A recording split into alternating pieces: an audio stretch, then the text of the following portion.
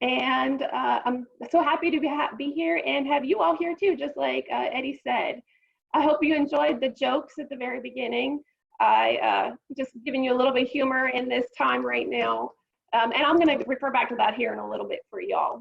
So just wanted to, I think Eddie touched on all my housekeeping stuff already, but just to reiterate, I am recording this, and then if you do have questions, put them in the chat box and someone will catch them for me.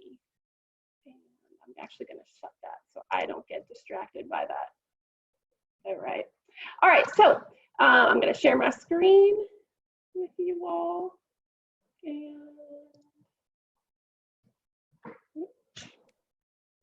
one second. Again. Here we go. And all right, so welcome to Staying on Track, Engaging High School Students and Monitoring Progress in E-Learning.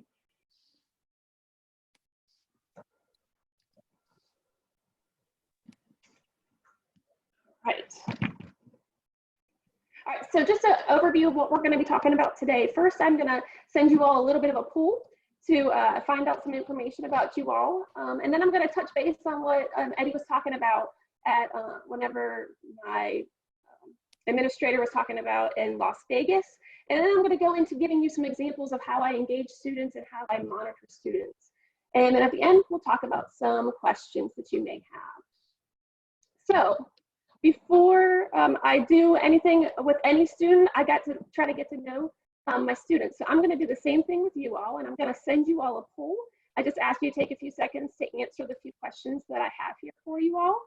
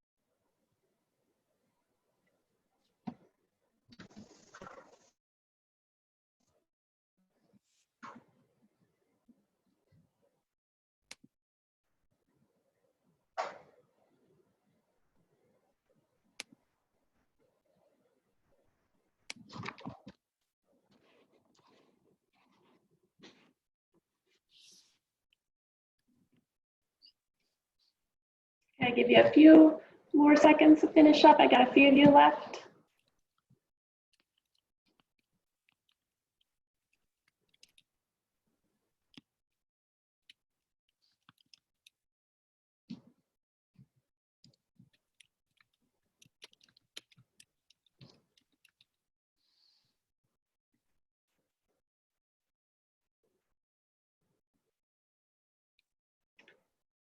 All right, so I got the majority of you, so I'm gonna stop that poll and let's see our results. Whoops, I think I just shut them by accident.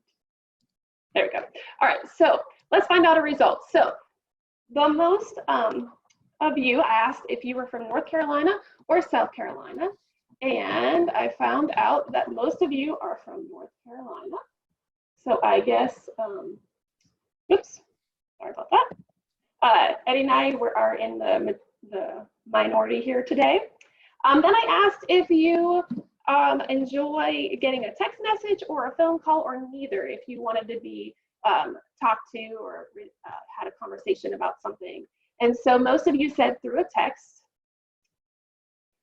The next one I said, do you like coffee or tea? And oh, it was a tie between coffee and tea, sweet tea. Personally, I like sweet tea. But I like the smell of coffee, so I don't mind people brewing it. Then I asked if you like cake or pie, and oh, most people liked cake. And then the last thing I asked about was how long have you been with online learning? And so I figured most of you would just be the past few months. And so, but I have had some that were over a year and 1 year. So that's awesome. So what we're going to do is I kind of found out a little bit about you. And so what I always do that with my students, like I mentioned. And so now I kind of have an idea of where you guys are and with this presentation. And so I did the same thing when I worked with students all over the country, but I really got to focus with a group of students in West Virginia.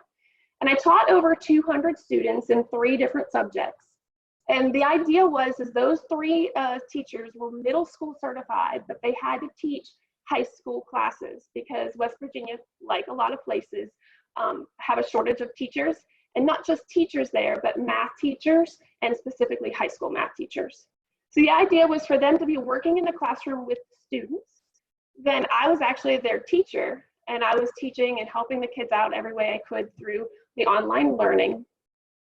And then the teachers in the classroom were getting exposure to the course and the material. And then over the summer, they would go and take the praxis test. And then hopefully they passed that. And then the next year, they would now be certified to teach high school for their district. And so what we did is I sat down with them and with those 3 teachers and said, okay, what can we do?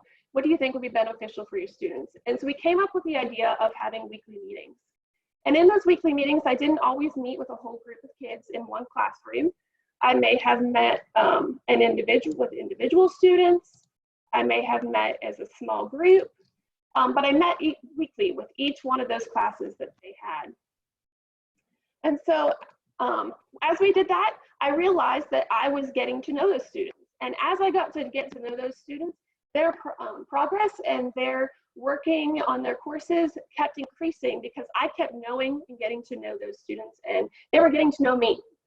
And so at the beginning of the year, the students were tested, and it was found that all these students were either below grade level or they were also below the district, the rest of the students in the district, standards-wise.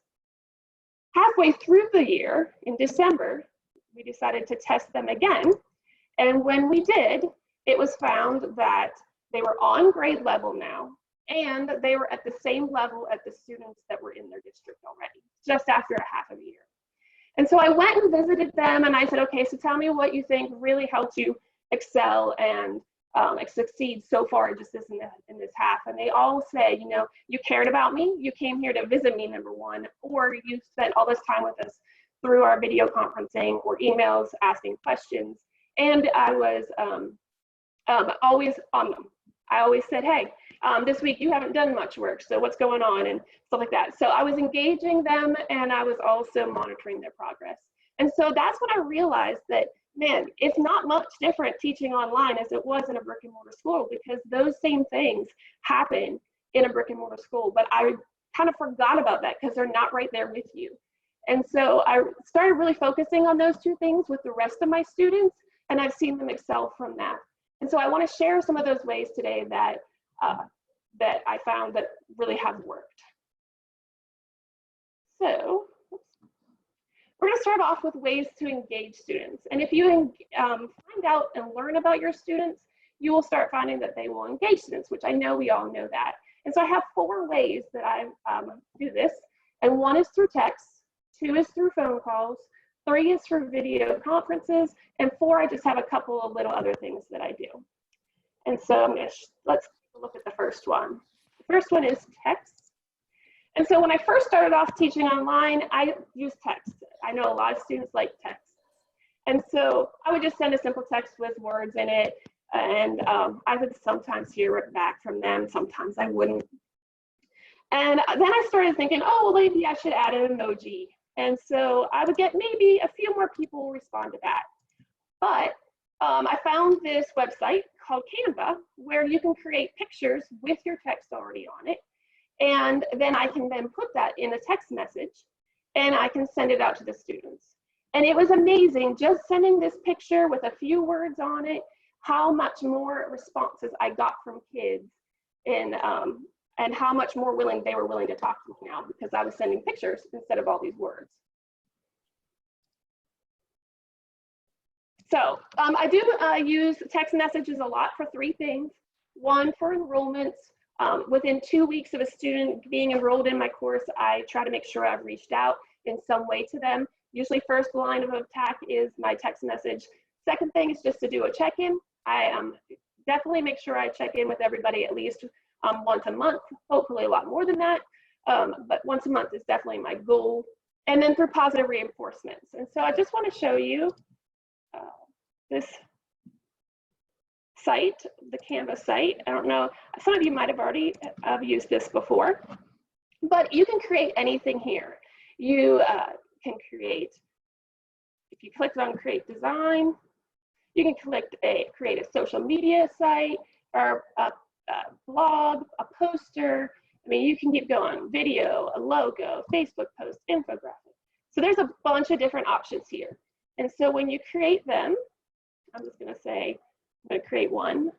It then gives you this template here where you can use them or you can create your own.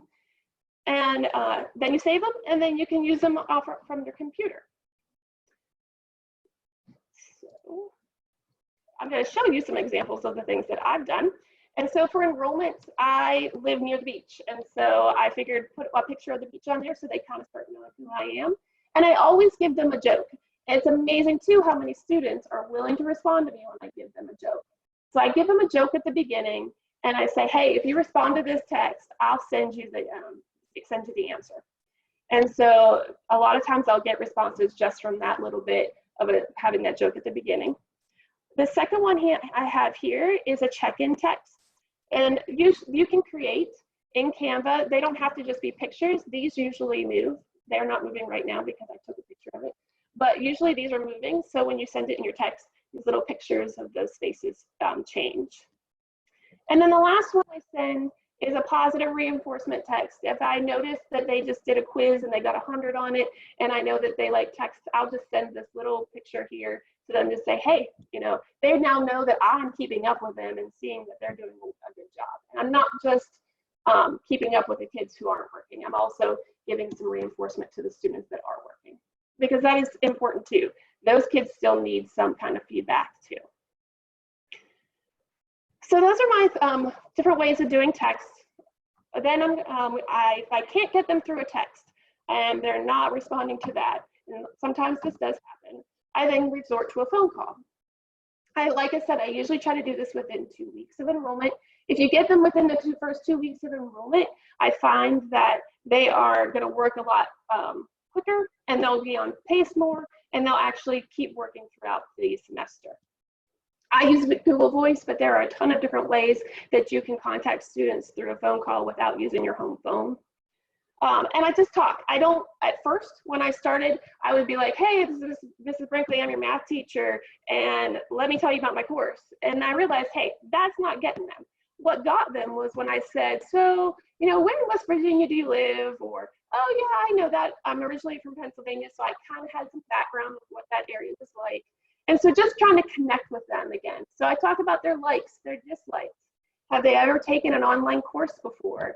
And I then morphed into some of the highlights of the course and how they could reach me and talk to them from there. And then sometimes I found out, hey, they do like text better. They just didn't respond because they didn't really believe it was a teacher. A lot of times they think that we are robots. And when I went to visit the West Virginia school, a lot of the kids came up and kept touching me. And I was like, why are you touching me? And they're like, because we really don't think you're real. Even though you're on that picture in the video, we don't think you're real. And so we had to just make sure. So a lot of times that happens too. I get a lot of telemarketers too, they think I am. So phone calls is that second line of defense when I are trying to get a hold of students to engage them and find out why they're not working. I will make slime outside in just a minute. I was working on it. I hear you. What is it? Sorry about that. Let's see. There we go. Okay, sorry. All right, so after phone calls, you know, some kids still are not getting engaged, they're not working, they might need more help. And so then I go and I start working with kids through a video conferencing. And so this I use a lot with kids who are struggling or who have not started any material yet. I try to get them into a video conference. I use Zoom like we're using today, but there are other options out there too for you. And when I have them in there, I try to make sure that we have completed something, an assignment, maybe we've done a unit activity, a discussion, something that they can leave there and say, hey, I just got a grade for this, and I now feel confident enough that I can start trying to do some of this on my own. I try to keep them short, 30 to 45 minutes.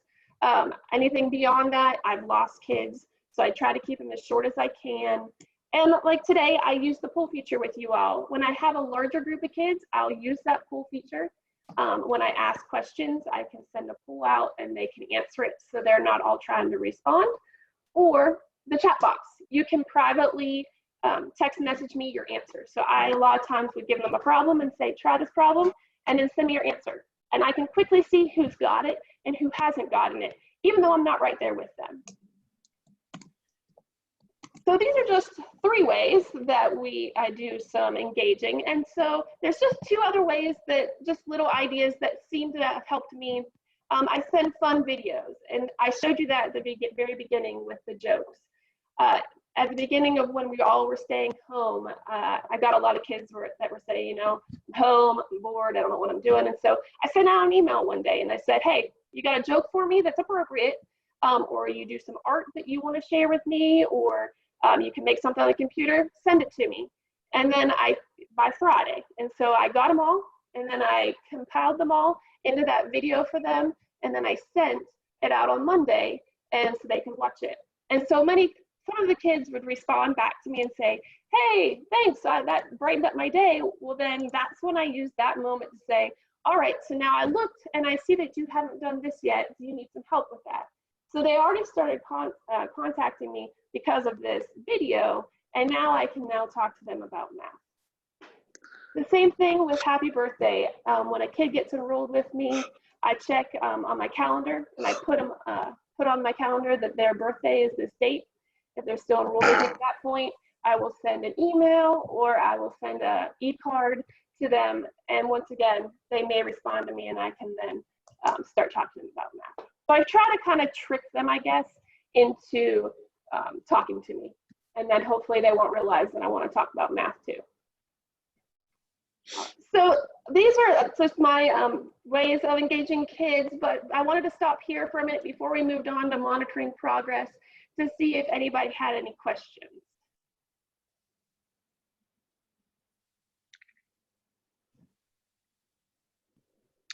Anything popped up, Eddie, at all? Tiffany, yeah, there were a couple of great questions in the chat that you had addressed through, as you continued through the slide, referring to Google Voice and utilizing that, so you didn't have to give out your personal number. And then also, the question was asked if you had the actual student's number, their cell number, or was it their home number, and you addressed that as well. Okay, perfect, excellent. And you know, that does get tricky because sometimes it says we have a student number and it really isn't, it's a parent number. But many times those parents are like, oh, you really want my kids, so here's their number. So then I kind of get a number from them, which is helpful. Sorry, didn't mean to cut you off, Eddie. No, that was fantastic. A lot of kudos about the birthday idea. That was, you know, just very thoughtful and, you know, such a big impact. And one of the participants shared in the chat as well.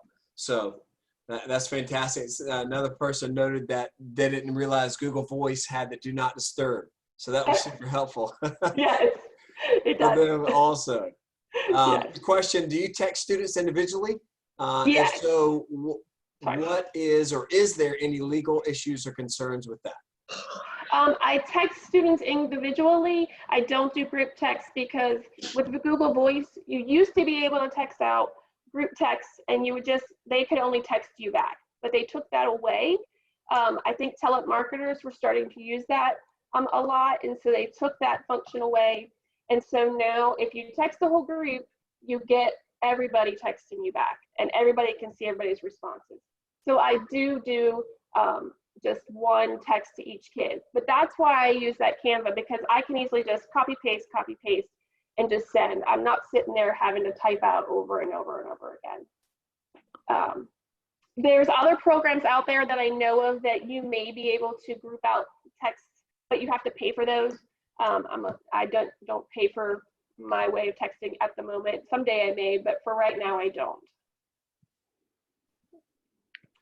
All right. Well, what I wanted to touch on too is, I know you're here because of equity, and so just learning about the way kids want to be contacted, or learning how kids are in their home life, or learning about how kids learning through the curriculum is just one way of showing equity to students, because I'm not giving every kid saying you have to answer the phone or you have to answer a text.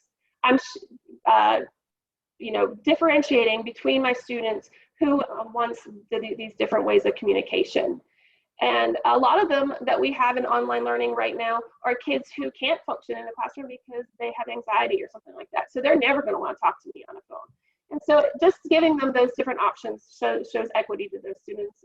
And just wanted to kind of connect that into what we've been talking about. All right, then the last piece of what we're talking about is monitoring students. So now you have them all engaged, but you have all these kids working, but how do you monitor if they're doing well, or what they're doing, or how they're functioning? So I have 3 ways that I try to monitor my students. One is through a survey, one is through a spreadsheet, and the third thing is through differentiated settings. And I kind of touched about that earlier. So my first line of defense on surveys, on monitoring, because monitoring can be a huge deal. It can take up your whole day if you wanted to, but doing these 3 things have kind of helped me out as much as possible on monitoring my students. So the first thing I do is I send out a survey every Monday with a link, and it says, fill out this survey if you have any questions. And I'm going to show you an example of what I mean here in a second. If you are working on a section and you don't get it, fill out this survey, send it, and it'll send it to me. And if you do that, I'm saying if you are willing to fill this out for me and make my life a little easier, because I don't have to search out where you might need the help, my promise to you is I will contact you with help within 24 hours. So they get this when they click on my link for my survey. Can you all see that, or do I need to reshare that? Nope, I think you should be able to see that. They get this link here, and they get this survey. They fill in their first name, they fill in their last name, they tell me what subject they're in, they tell me what section they're on, and they're working in the course. And I give them some examples here, cross sections of 3-dimensional objects. And then how would they like to receive their help? And so some of them want a help guide emailed, some of them want a video, some want a Zoom session set up so we can go over whatever they need help with, some want a video texted. And some need no action at all. So, and I had to add that one, and I'll explain why. So they'll fill this out and it'll get sent to me. I had to add in the no action needed because I actually had students who said, hey, I'm in this course, but I'm doing great. I'm all right. I don't need your help, but I just wanted to let you know that. So they were clicking like video emailed to me, and I was like, why do you need a video? So I had to add in the no action needed. And they'll put an answer if they need to, put anything else here at the bottom just to let me know, and they'll submit. This gets then sent to my Google spreadsheet, and go back here. I get something that looks like this every day, and it just puts the kids, I've blocked out the kids' names, but it gives the kids' name, all the information that they just put in and what they need help with.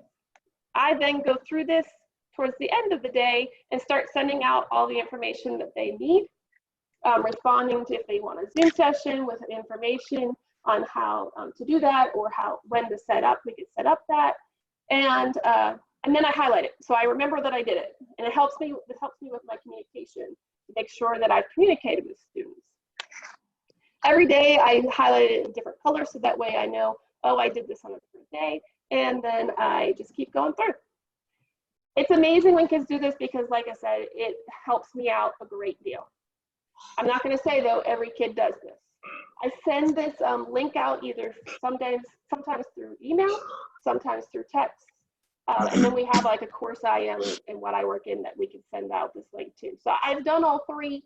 The one that I see that most works the most with students is an email or the text. And so I do that every week, and I've been getting responses like crazy. Now, kids aren't all going to do that. So I needed another way of making sure I was monitoring my students. And so I use a spreadsheet from there. I use the spreadsheet every 2 weeks. It's going to show me students who are in critical needs for various categories, and I'm going to show you that spreadsheet here in a second. If you're using our courseware or our courseware, there's a report that you can get that's called Report 220. All of the information that goes into this spreadsheet can be found on that spreadsheet. And so I'm going to show you that. I did not create this spreadsheet. Some lady in our department who loves Excel created this for us, and she has made life so much easier for us. So what you do is you copy all of your information into each one of these columns. I'm able to copy and paste, which is helpful. I copy and paste the student name, the section, their gender, their start date, end date, so on and so forth. I copy that all in here, and then colors start popping up as I do that. And if you notice in this start date column, this one is in green. That signifies that they have enrolled within 2 weeks of the date of today. And so I know, hey, I need to contact that student for an enrollment welcome call. And I might have done it, I might not have done it yet, but it's still there in green just to remind me in case. The end date one, there's another color that pops up, and that is showing that this student has 2 weeks before the end of their course. And so I am able to say, oh, I need to focus on that kid because they're almost done, and I need to make sure that they're ready to be done. If you're going across, you will see that you'll put the last assignment in, and then these colors over here to the right under working status pop up.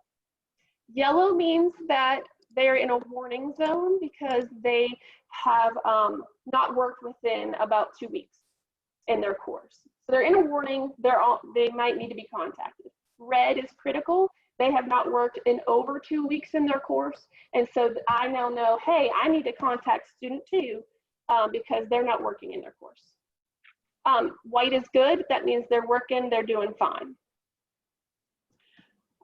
So if you scroll over, you'll see the same thing happens with current grade. And you'll see a current grade status. Right there, current grade status, same thing pops up. Good, white means that they are passing, they have a 70 or better. Yellow and a warning, it means that they have a 60 to a 70. And so I need to contact them so that maybe we can bump them up to get to a passing grade. And red is they are not passing at all. And so now I know I need to contact this person because they are not doing well with whatever they're working on. And then the last column that's really important for me is their pacing. We have a pacing guide that says this is how many assignments you should be able to complete within a week. And if they start not doing that, they start falling behind. And so as you can see right now, these students are all in critical because they aren't on pace. But usually these would be in white or red and yellow. And same thing, I would contact students based off of what I see here in this pacing status. Most of the time, if their pacing status is bad, their grade might not be so good and their working status might not be good. So, you're hitting all three at one time from one phone call or one text or one video conference. This here, like I said, is my second line of defense. I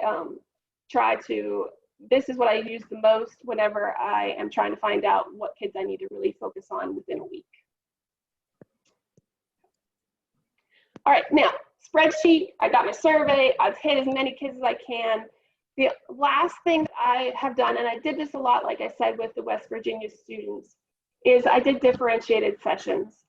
And so when I met weekly with them, and I said that we would meet as a whole group, or maybe we would meet with a small group, or if I met individually, I had to have a way of figuring out when I was going to do that and how I was going to do that. And so individual students would email me and say, hey, I need help with this. And I'd say, okay, we're going to meet and we're going to talk about that this day. But that didn't always happen. And so I didn't want to talk to whole groups because the idea of online learning for us is that everybody is working at their own pace. So just doing a whole group session was not going to be helpful. And so I took we have a report also in courseware that looks like this. And so I just took and said, okay, these 3 kids are behind and they're all about the same distance behind. So I was able to pull them as a small group and we worked on something and I was able to get them a score for something that they were working on. And that way when they left me, they accomplished something, like I said, and hopefully that they were able to be progressing to being back on pace. Now the next week I didn't meet with those same kids, or the next time I met with them, I didn't meet with those same kids. I now met with the kids in green. And we went over something that they all were working on because they're all about the same distance too. And then I kept flipping it around. Every time I met with them, I would flip it around. So it wasn't always the same kids I was talking to, and kids didn't make fun of them for always having to come back and talk to me. And then sometimes I'm like, you know what, this unit activity is difficult. And so we need to all go over this. So we would all just meet together and go over that unit activity.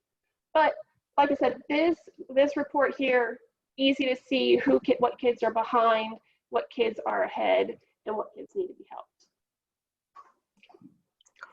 All right. Tiffany, so, yes. If I may, just real quick, that everybody is super excited and complimentary of your spreadsheets, and they are loving and making just, I mean, wonderful comments and positive comments about that.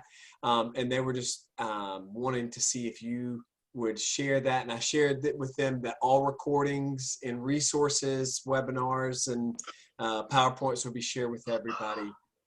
Yes.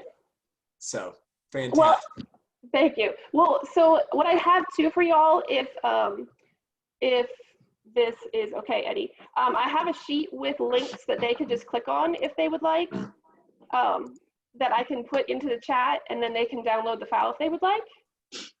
Oh, great. Yeah, you could just drop that in the chat, and then when you're done, I didn't mean to interrupt. I'm sorry. Oh, you're not. Fine. Just wanted to give you that great feedback.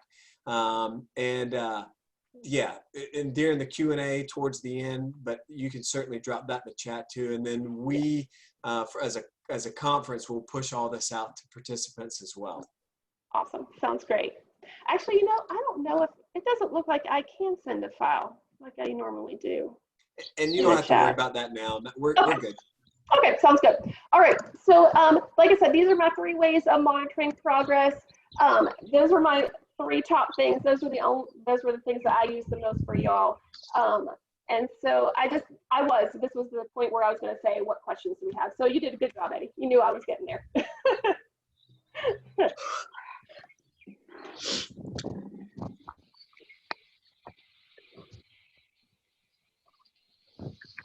You are welcome very much.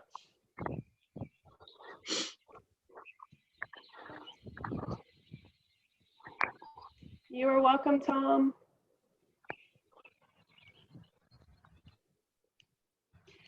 You are welcome, Nita. Yeah. Said you are amazing, and I would echo that sentiment. And again, y'all, now you can see why our CEO and the director of our Ed Options Academy recognized Miss Brinkley at our Sales and Service Conference, because she is an amazing educator. And Dr. Dixon is actually on this webinar as well, Miss Brinkley, our keynote. And she was just saying, she made a comment I love. She's like, for those who don't think teachers and educators are working, ... Yes.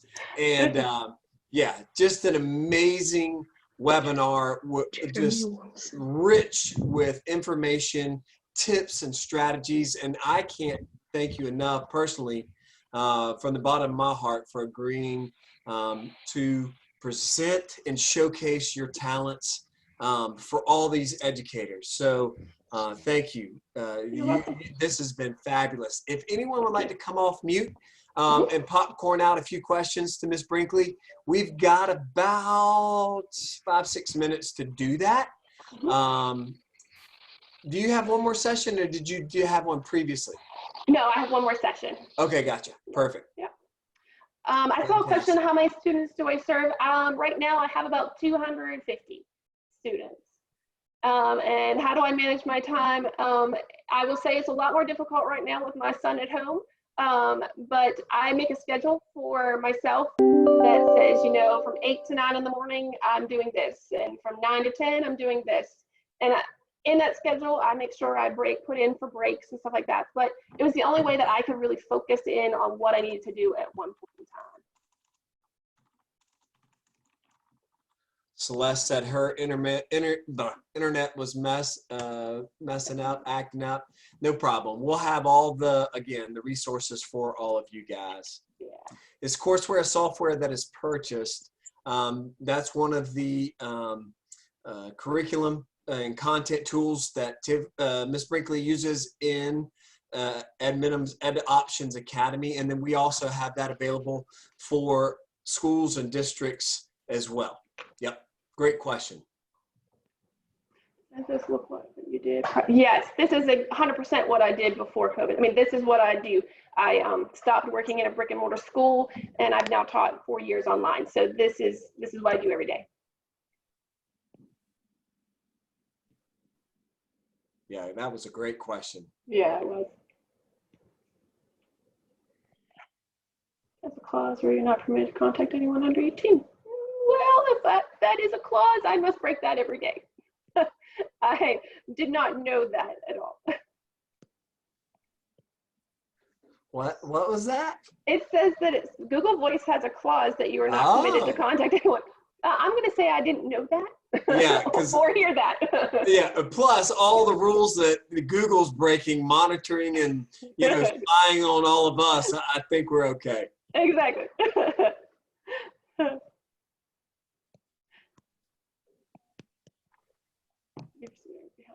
That is a great question, Celeste. You asked about what do you do for students who do not have internet right now?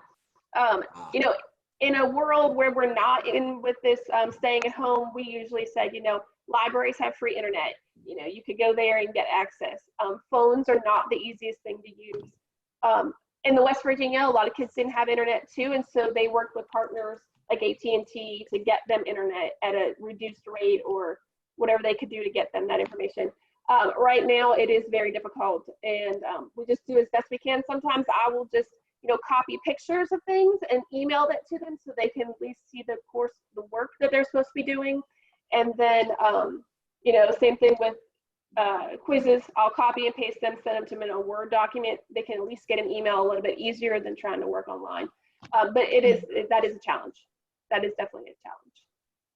And if I may piggyback, Ms. Brinkley, I think also too, if Dr. Dixon is still on this piece, one of the things that she mentioned to us in the planning session, she's worked with, I think, either Family Dollar or the Dollar Tree or one of those. They have opened up their access for Wi-Fi in these rural communities to have their students, give them an opportunity basically to get online and the families nearby. So we can get you some more information about that. That blew my mind when Dr. Dixon shared that, the Dollar Tree or Dollar General, I can't remember which one, was doing that and offering that, especially in these rural areas. I know too, some of the districts have around South Carolina, and I'm sure North Carolina as well, has mobilized their fleet of buses with hotspots and push those out. I know that particularly here, the district in Dorchester School District 2, here in where Tiffany and I live, they've asked for a grant about $30,000 to outfit the bus fleet to distribute those buses throughout the district. So that's huge. And if there are any district leadership folks, there is monies out there. I know that some of those care funds are being distributed at this time as well. So some of you could check into that also. So, and I see that Jerry noted in Richland 1, you guys have that also. I know Lawrence 55, Newberry, some other folks have employed their bus fleet to carry out those hot spots throughout the county. So kudos again to all of you educators, being so progressive and forward thinking about how to help our community. And again, Ms. Brinkley, just an absolute rock star. Thank you. Fantastic. Thanks. All right, folks, All right. Last couple of minutes left so we can jump on. There's one more session. Ms. Brinkley will have one as a follow-up. Text, call, email your friends and tell them if they missed this one, there'll be another one. Don't want to miss it. And great job. I just appreciate you so much and all the work that you're doing. So you said that you could use Canvas to text as well. Yes, you just save it to your computer and then I just copy and paste it. Great question, Anna. And then also too, with Canvas, as far as that platform integration, courseware, we can sync all of the courseware content to Canvas as well. For any of you that have that as your, gosh, what is that acronym? We have so many in education. Yeah. Yeah, if you guys need that and want us, to sync it to Canvas, to distribute that to all of your students so they're already familiar with that, we can do that for you as well. Gotcha. Thank you, Stacy. Thank All right, you, everybody. Well, all right. you've got a few minutes. Use the restroom, grab some coffee or a Coke or maybe a cold adult beverage. And between this session and the next, again, I think I speak for everyone on the webinar. Tiffany was saying you just hit a home run, knocked it out of the park. It was absolutely fantastic. And keep up the great work. And we'll see you guys in the next session. Have a great afternoon. All right. You too, y'all. Bye.